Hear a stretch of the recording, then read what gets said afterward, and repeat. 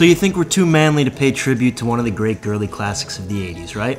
Well, fuck you. I love Adventures in Babysitting, and after we take a closer look, I think you'll agree with me that this slumber party favorite has just enough bite, just enough edge, just enough fun factor to make the cut. I don't think your parents will ever ask me to babysit again.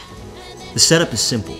Beautiful high school senior Elizabeth Shue is hired to babysit a brother and a sister for the night when she gets a call from her best friend who's trapped in the city.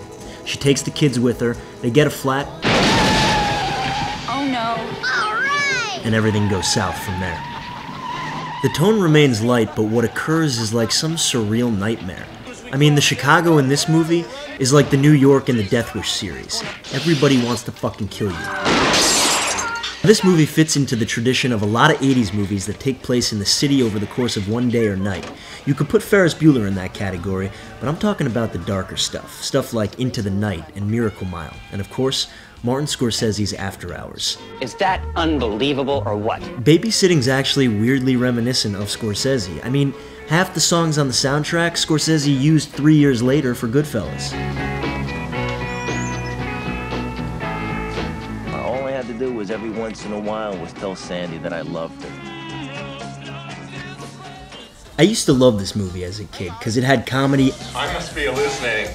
Does anybody else see a talking penis? and suspense. Just look at this. A little girl is about to plummet to her death. It's like something out of North by Northwest.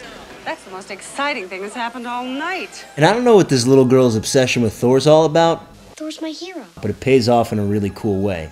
After talking about Thor the whole movie, That's where Thor lives. In the cape and the special helmet, Thor's the best. Thor. we actually get to meet him. Sort of. Oh, Thor, mighty god of thunder. Who is this kid? And it's Vincent D'Onofrio. Man, this guy's a good actor. What's another movie he was in 1987? Full Metal Jacket. Adventures in Babysitting. See it. Especially if you find yourself babysitting a couple of brats who only watch cartoons and have never seen anything like this. Don't fuck with the Lords of Hell.